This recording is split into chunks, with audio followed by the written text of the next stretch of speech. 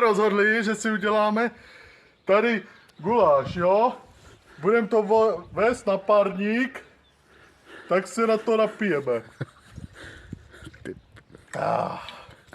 Může být tato. Natočíme vodu, takže tady přímo toho potoka. To tomu dodá tu správnou chuť, jo?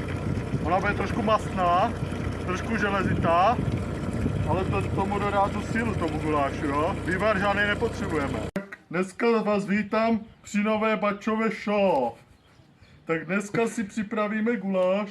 Máme tady na to ingredience, takže si nachystáme černý na půl hektaru, majoránku, papriku pálavou, tady jsem vzal i papriku zauzenou, papriku sladkou, sůl, cibulu, vzal jsem červenou, protože je o půlku levnější, hladkou mouku, slunečnicový olej Echt Gold, trochu sádla, co jsem dělal z vývaru, česnek, to dáme nakonec. Tady máme vepřovou plec bez kosti, jo. To je nějaký 4,3 kg, jo. Pak tu máme kastrol, nebo takový pánev. A hlavní hrdina dnešního dne bude tady dvoukolák. A samozřejmě nesmí chybět rozená 12. Takže si hned dáme a na to se napijeme, ne? Můžeme jít na to. Jako první si loupeme cibulu, ale ještě nesmíme zapomenout. Na to se napít. Mám tady jedno kamošák, no taky otevřu.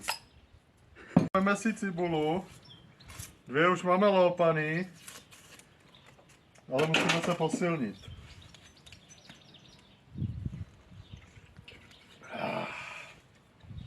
Tak cibulu máme loupanou, teď si ji nakrájíme na hrubo, ale předtím se napijeme.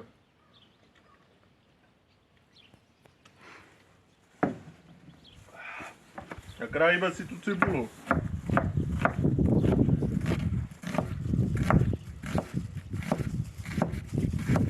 Stačí na hrubo, jo? Bude to takový selský guláš.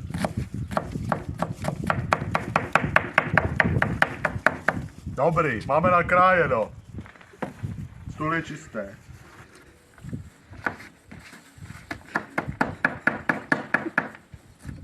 Takový hrubší kousky nevadí.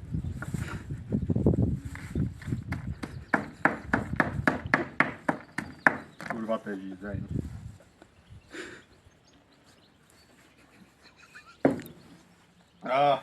Nejlepší je k tomu si sednout.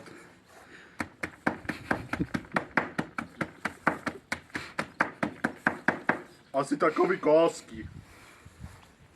Trošku hrubší struktura, ať je to takový rustikální, jo? Slepice zežero. Dobrý. Udržovat hlavně pořádek na pracovišti, jo? A piča. Nemám třísku, nemám tu kořelu, kurva. Dvoukolák se nám rozpaluje, jako ideální teplota, když na tom neudržíte ruku, no, má to tak 50 stupňů. Kurva, síla, ročík 21, silná, kurva. Tak máme dvoukolák máme rozpálené, dobře, cibulu nakrájeno, přidáme si tam trošku sádla.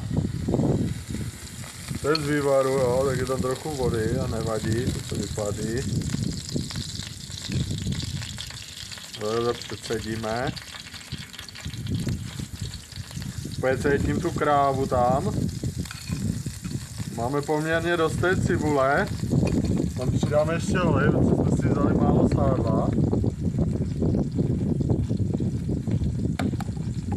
Dáme to tam, necháme to rozpálit.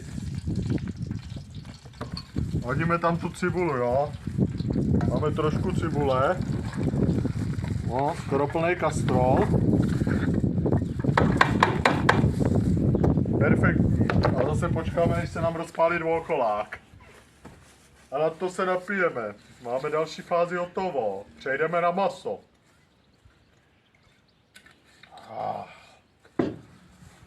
Kurva, v tom pivu mám mochu, nevadí. Nakrájíme krásný plecko, jo, vepřový. Takže si ho nakrájíme na takový stejný kousky, jo. Máme tupé nůž nějaké, borec nám tady dal nějaké tupé, ani brosek nemá, jo. No tak budeme to muset zvládnout, no. V polních podmínkách na dvoukoláku. To se dá dělat. Jeden kousek jako druhý, jo.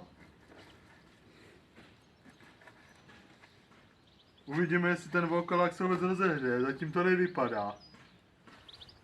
A něco tam bublá, je to dobrý.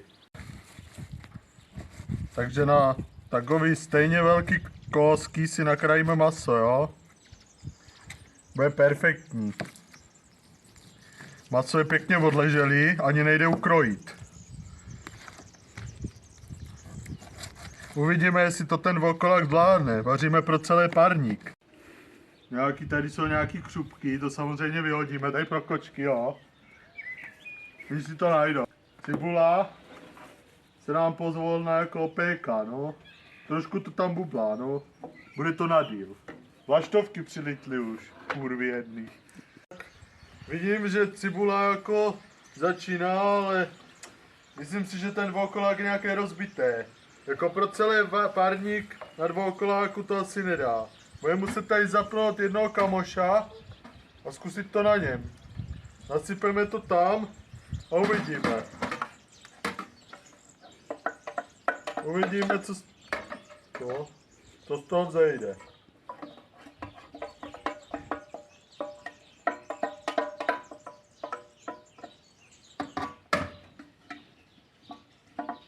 Jestli to pojede, ale minule to nejelo.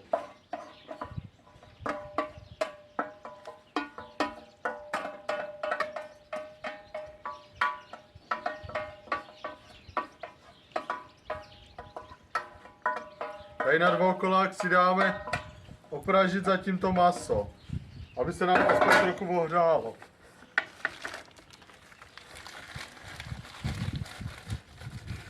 Máme toho plné pekáč.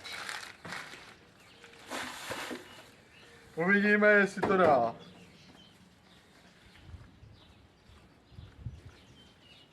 Vypadá to dobře.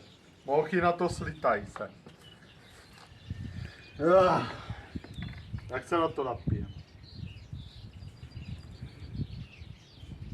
Druhý kamoš se nám rozjel. Vypadá to, že konečně se něco děje. Teď je to důležité míchat, aby se nám udělala správná barva té cibulky. Jako chvíli to zabere. Ale vypadá to zatím dobře. Už to valí. A už nám začínají přijíždět hosti. Ještě jdete brzo. Cibula se nám smaží, tak si na to dáme jednu. Horci, máte sem, dejte si taky, kurva. Tak cibulku už máme skoro hotovo. Asi po 3 hodinách. Tak si tam přidáme, no napřed si dáme kořalku.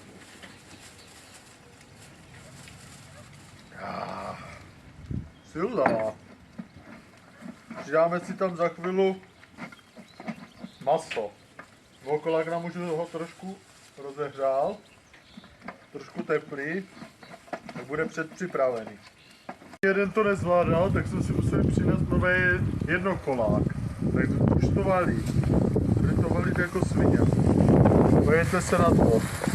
To smaží jak se nám podařilo trošku osmažit cibulu. Dáme tomu ještě 5 minut. Cibulka vypadá pěkně, ještě chvíli. Tady ten indukční jednokolák valí dobře.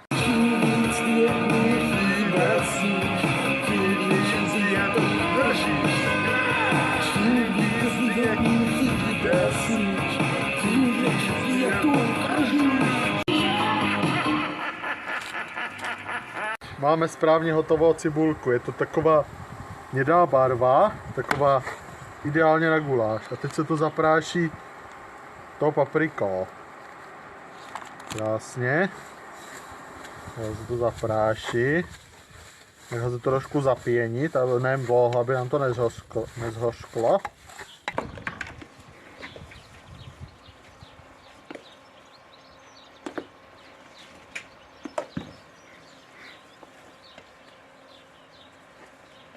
Teď jsme si tu cibulu dali tady do hrnca a teď budeme smažit maso.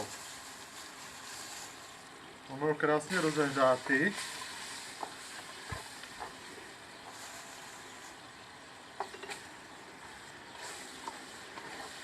Postupně si ho zatáhneme. Jako jsou na to různé postupy. My to děláme takhle, protože jsme tady v bojových podmínkách. Pak ještě ty sklenky tady vypláchneme, no. Tak dáme si tam druhé. Ale předtím si dáme kořálku, protože tady strašně pouká, jo. To je jak v těch Krkonoších, jo. To jsme na Jižní Moravě.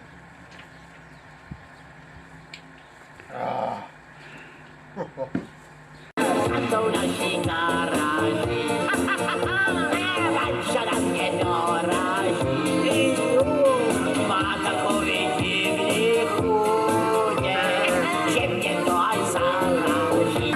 Když je vražíca zaráží. Všechno jsme si dali, maso zatáhli do hrnce a teď to necháme dusit do měka. Zatím to budeme občas promíchávat a hlídat. Zatím si otevřem pivo.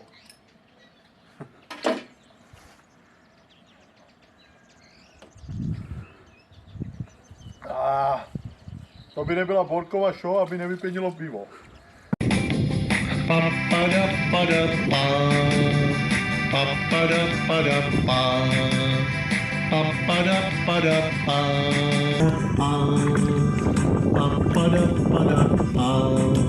Krás. Co se serve do kuchyně, když má celý dvorek otvorak kačer, který oždíboval.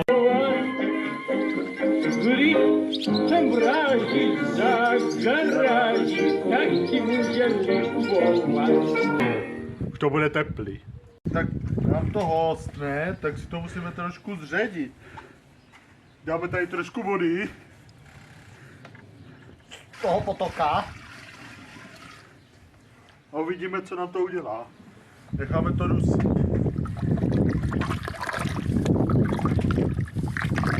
Vidím, že to má dobrou barvu. Tak to necháme dusit. Zaklopíme. Necháme to dusit. Že tady toho sádla je trochu víc, tak ho odebereme z vrchu ten tuk, jo? Když tak to pak použijeme na zahuštění s tou moukou. Tak přidáme trochu pepře, přiměřeně, jo? Teď to jde ven všechno. Tak jsme to nějak dochutili, jo? Myslím, že to je výborný. Pojďte se pát na tu barvu. Maso už se trošku rozvařilo. To víte, když je pivo, tak není čas.